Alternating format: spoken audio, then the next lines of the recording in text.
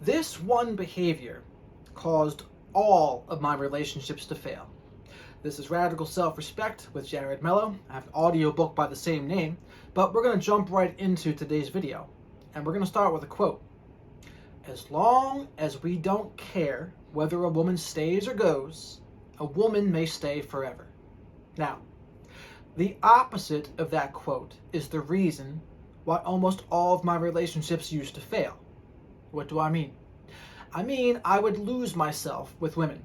I would abandon myself. I would become emotionally independent. I would develop an unhealthy attachment. I would become addicted to that person, or otherwise known as catching feelings. That's what I would do. And I would allow a woman to knock me off my course.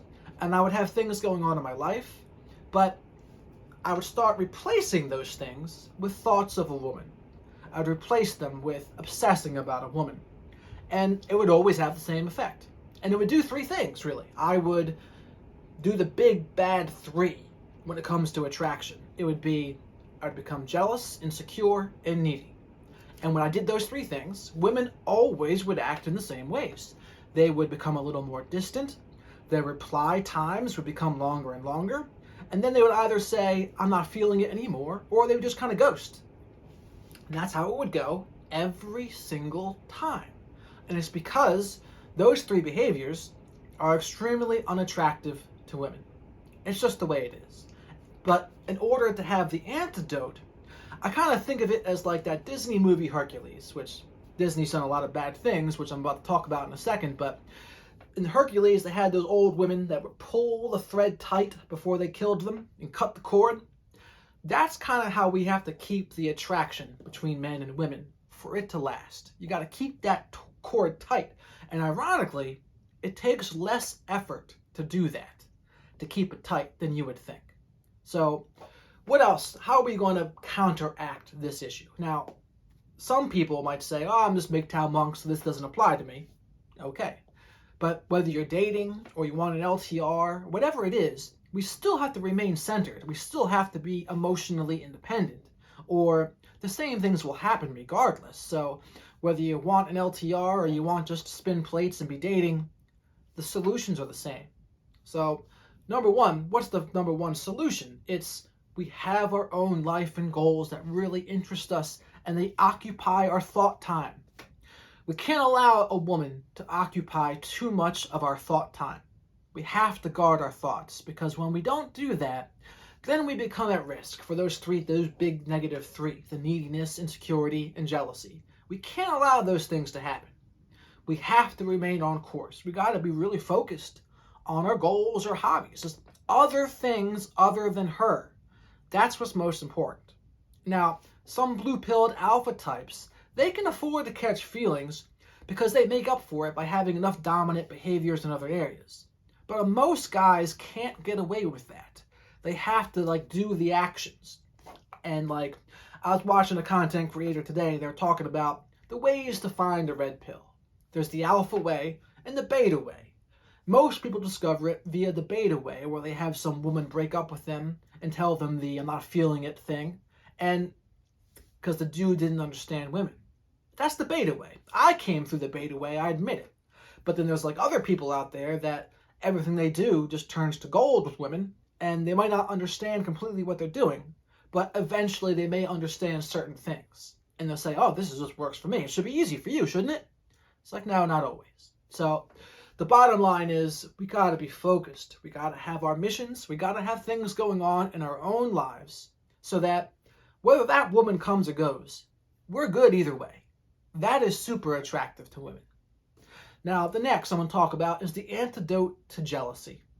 This is a big one because when a man starts acting jealous, it's just really unattractive and doesn't really work well. So what do I do to counteract that? I assume that every woman I talk to is dating other people and hooking up with other people. This protects me when I think this way, because if I were to think the opposite, oh, she's just dating me, she's just hooking up with me, if I find out otherwise, I'm at risk of being pissed off. I'm at risk of being hurt. But when I already have accepted the worst, she's hooking up and dating other people, that doesn't have power over me anymore. I'm good either way. And so it's really helped me to combat that jealousy piece. And I can hear people thinking, well, what if I want an LTR? I'm not going to be okay accepting that part if I want an LTR. Now, here's the thing. I don't think I ever really want a committed relationship again, because the majority of women out there, I don't think are LTR worthy. And a lot of women, especially in their late 20s, early 30s, they've been hooking up with dudes for years and years. Many dudes, most of them. And they might think they want monogamy. They might think that they're capable of monogamy, but a lot of them aren't. A lot of them are addicted to their beta orbiter's attention. A lot of them will just throw sex around at them just to keep them around, the breadcrumb sex, so to speak. And then it's just tough for them to just go from getting all of that attention to having a guy at every corner to just that one guy. Even if they're kind of into that one guy, it's still going to be tough for them. Now, that's not all women, but I've seen it in my own life. There's a lot of women that are like that. And so if I was ever going to be in an LTR, a committed relationship, I would never be the first person to ask for it. That's number one. Number two, there had to be a lengthy screening and vetting process. It would take a long time because you got to know them. You got to be able to trust them. And you just can't with most of them. In this day and age, you just can't. And so my thoughts on LTRs are not too good at this rate. It's like, I'm just doing me. I'll date and have fun as I go. But anything other than that, I'm not really relying on it too much. And that's like the third aspect here of the antidotes to whether you care whether they come or go. Those three things. And so we got to watch out for our programming. Our programming for many of us was, oh, we're going to be, when you find the right person, everything will just fall into place. But the problem with that thinking is it presumes we're doing everything good. It presumes we don't need to change. And like in my case, that wasn't true at all. It's like I was developing unhealthy attachments. I was becoming needy, jealous, insecure, emotionally independent. I was catching feelings in a negative way. And it's like, when you're doing those things, it will happen again and again and again until we do different things. Insanity is doing the same things and expecting a different result. And for some reason, everyone used to think, oh, when you find your soulmate, none of that will matter because they'll love you no matter what. And it's like, no. When you break free of that myth and you realize there's good ones and there's bad ones, and there is no girl out there that's just going to love you no matter what and be there for you no matter what, despite your flaws, it's like, no. All of the love out there is conditional. It's conditional upon how you are, how you make them feel, and how you can provide and what you can do for them. That's what it's conditional upon. And if you like drop the ball and start acting really needy and jealous and insecure, that love's going to go away. I can almost guarantee it. So that thought process of just wait for the right person, terrible advice. It's like, no, we must constantly be improving. So whether you want to date, you want an LTR, or even if you go MGTOW monk. And here's the thing about MGTOW monk. I think it's very beneficial to do a short-term MGTOW monk for 6 months to a year because it gets you excited about what's going on in your own life. You get goals. You do things for enjoyment. And you learn how to live without women. You learn how to live without their love and approval. And I think that's priceless. And so at the end of that year, maybe people will discover women are more trouble than they're worth, and so I should just keep this MGTOW monk thing up. And I've seen plenty of dudes come up with that as a solution. Like, yeah, screw all this. But whether you want to go back to women or not, it's like that base of being okay on your own and single, having hobbies, having goals, having things you look forward to, and holding on to them, and not giving them up easily, despite what women want. A lot of women will try to replace the things we have going on in our lives, and they'll want us to replace it with them. But it's really just a test. Like, they want to test our resolve. They might not even consciously know it. Most of it's subconscious, but they want to see how in tune we are with our purpose and what we have going on.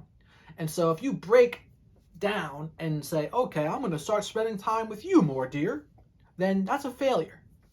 That's a failure of the test. And she might be happy at first, but she'll be unhappy later. So I always say, it's always better to keep the women wanting more than giving them too much. And that's keeping the attraction thread tight. It's making them want more. Have a strong, dominant, masculine frame. Don't be the clown. Don't be the entertainer or the jester. Be on your mission. Be on your purpose. And I see examples of this on TV shows like Ray Donovan or Stringer Bell back in the Wire's day. It's like, that's what they were. Stringer Bell was obsessed with his mission and purpose, which was gaining power and money. And there was the women that wanted his attention, and he made them beg and scratch and claw to get his attention, because that's how important his mission was to him. That's how important what his goals were. Like, he wasn't going to put that down for women. Like, there's a very powerful message there that I think a lot of the people, even in the red pill community or the manosphere, they put way too much emphasis on the attraction and the dating of women, where it's like, everyone says you don't focus on it, but they're talking about it all the time, and they become like obsessed with it. When in reality, it's when you really have your mission and purpose going, and like you let women come to you, and you don't really worry about much else. I think that's a much better way to go. And the results speak for themselves. That's one of the things Dan Bilzerian has said, where as a man, you want to put yourself in a place where women come to you. It's 1,000 times easier than having to date and game and to be on dating apps and be constantly trying to put yourself out there. It's like, that's working harder, not smarter, if you ask me. It's like, you have your mission, you have your goals, you have some hobbies, and while you're doing those things, you keep your eyes open for women that are into you. That's my philosophy. But whatever you do, you don't develop an unhealthy attachment. You don't become needy. You don't become insecure. You don't become jealous. You don't become addicted. You don't catch feelings. If you don't do those things, everything will be good. But if you do those things, man, things are going to go off the rails. And I've seen it time and time again. And women might not even agree with it, but I do know how women act. And as men, we got to know what's right. We got to know what's better. And I'm going to make a video soon about how women like to pile on when a man is not incompetent. And that's kind of going to speak to what I'm talking about here, where a man's just got to know what's right. And he's got to know, yeah, he might not always know the right thing to do, but when he knows what's going on in a situation, he kind of like has an understanding of it. Trust your understanding. But I'm going to get into more of that later. So please do like, comment, subscribe to this channel. If you like things about radical self-respect, check out the audiobook on Audible now. The Kindle version is on Amazon now too. And share this content with others who you think might benefit from learning about radical self-respect and learning about how to be emotionally independent, how to avoid unhealthy attachments, etc. So with that, thank you very much for watching, and have a good one.